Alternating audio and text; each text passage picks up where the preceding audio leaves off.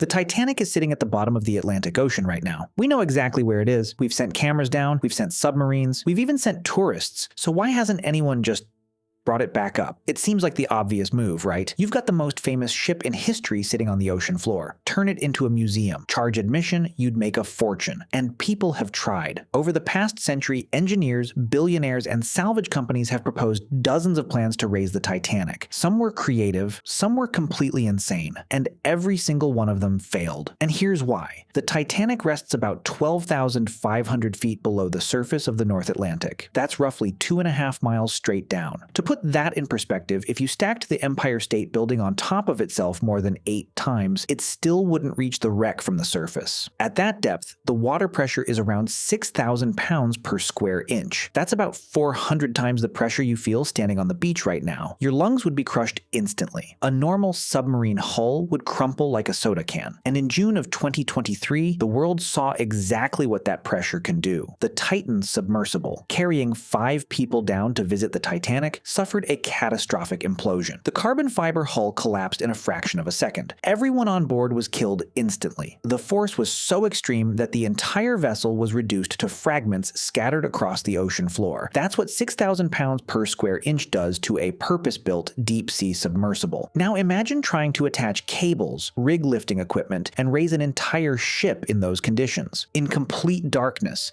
in near-freezing water, 2.5 miles below the nearest breath of air. But let's say you solve the pressure problem. Let's say you build equipment that can handle it and operate at the bottom of the ocean. You've still got another problem, and that is weight. The Titanic displaces over 52,000 tons. That's the weight of roughly 36,000 cars. No crane on Earth can lift that. No cable system ever built could handle that kind of load from that depth. The tensile strength required doesn't exist in any material we currently manufacture at that scale. And even if you could somehow generate enough upward force, the ship itself would fall apart the moment you tried. Because here's the thing most people don't realize. The Titanic isn't sitting down there in one piece. It broke in half as it sank. The bow and the stern are separated by about 2,000 feet of open ocean floor. The bow section looks surprisingly intact in photographs, but the stern is barely recognizable. It's a twisted, compressed pile of steel that doesn't even look like part of a ship anymore. And even the bow, which appears solid from the outside, is incredibly fragile. The steel has been weakened by over a century of corrosion.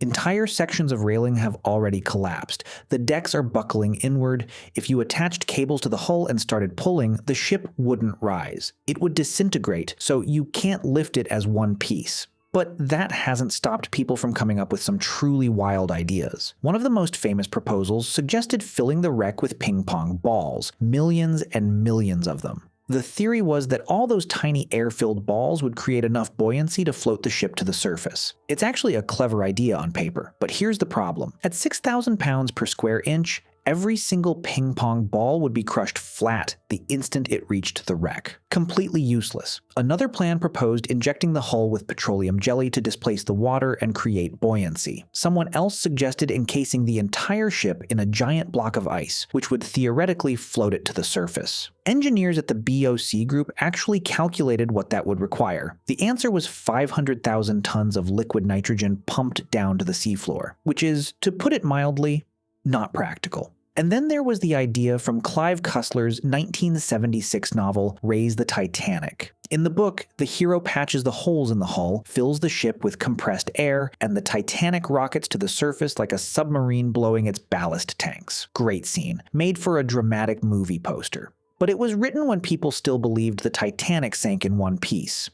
It didn't, and even if it had, compressed air at that depth would require pressures no hull could contain. None of these ideas would work, not even close, but someone did manage to bring part of the Titanic to the surface, and the story of how it happened is almost as dramatic as the sinking itself. In 1994, a company called RMS Titanic Incorporated spotted a massive section of the ship's outer hull lying in the debris field. It was a piece of the starboard side, roughly the size of a bus, with 4 portholes still intact. 3 of them still had glass in them. They called it the big piece. and they decided to bring it home. The first attempt came in 1996. The plan was to attach diesel-filled flotation bags to the section, inflate them, and slowly float the 15-ton fragment to the surface. They had 3 expedition ships on site. 2 full-size cruise ships circled nearby, packed with paying spectators, Titanic survivors, and even celebrities. Thousands of people stood at the rails as the flotation bags were released, and the big piece began its 2-hour ascent. The bags broke the surface. The crowd cheered, and then a hurricane arrived. The weather tore through the recovery site. The lines holding the big piece snapped, and the 15-ton section of hull plummeted back to the bottom of the Atlantic. The mission was abandoned. 2 years later, in 1998, they went back. New plan, better equipment. This time, when the big piece broke the surface, it stayed.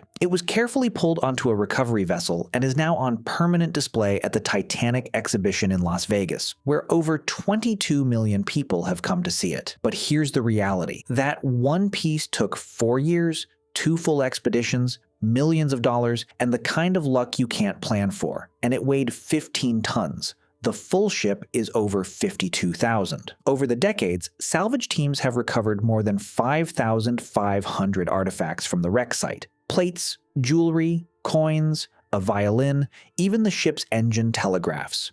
Each recovery required specialized submersibles that cost tens of thousands of dollars per dive. And every single one of those objects came from the debris field scattered between the 2 halves of the ship, not from inside the hull itself. But while humans argue about what to save, something else is quietly eating the Titanic alive. If you've ever seen footage of the wreck, you've probably noticed the strange reddish-brown formations hanging from the hull. They look like icicles made of rust. Scientists call them rusticles. Rusticles are created by colonies of bacteria that feed on iron. They latch onto the steel, consume it, and leave behind these fragile hollow tubes. When you touch one, it crumbles to dust. And when it falls away, it takes a piece of the Titanic with it. In 2010, researchers from Dalhousie University in Canada discovered something remarkable. Living inside those rusticles was a species of bacteria that had never been found anywhere else on Earth. They named it Halomonas titanicae, the salt-loving bacteria of the Titanic. This organism is specifically adapted to consume the ship's steel. It creates tiny mounds of corrosion that eat deeper and deeper into the hull plates. Scientists estimate that the Titanic is losing hundreds of pounds of iron every single day. The hull is getting thinner. Support beams are weakening. Entire sections of deck have already collapsed into the interior. Features that were clearly visible in photographs from the 1980s are now buried under rubble. At the current rate of decay, some researchers believe the Titanic could be completely gone within 20 to 30 years. Others give it a century, but the outcome is the same. The ship is disappearing, and there is nothing anyone can do to stop it.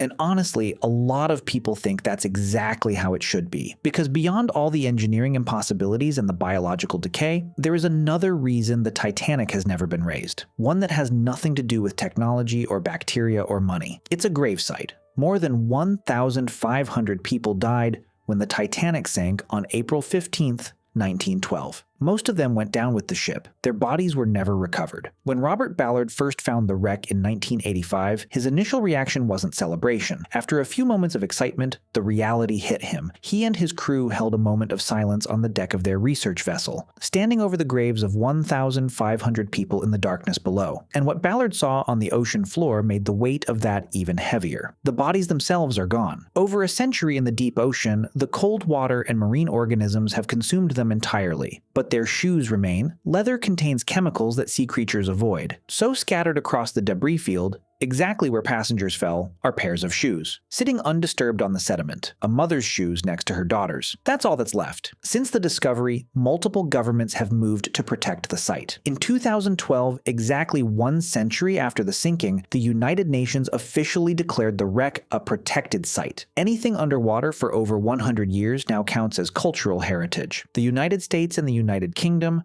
ratified a separate treaty in 2019 that specifically regulates who can visit the wreck and what they can remove. Both governments now have the power to grant or deny licenses for any activity within 1 kilometer of the site. The wreck is treated with the same respect as a cemetery, because that's what it is. So the real answer to the question is layered. We haven't raised the Titanic because we can't. The depth is too extreme, the pressure is too crushing, the ship is too heavy, too fragile, and too far gone. But we also haven't raised it because we shouldn't. Somewhere in that wreck Tangled in the corroding steel and settling into the sediment are the last traces of people who never made it home. Families who sold everything they owned for a ticket to America. Workers who saved for months to afford a third-class fare. A Mexican lawyer named Manuel Uruchurtu, who sent his mother a postcard of the ship the day he boarded, promising to visit her when he got home. She never saw him again. The ocean is taking the Titanic back, piece by piece. Day by day, the bacteria will keep eating, the steel will keep thinning,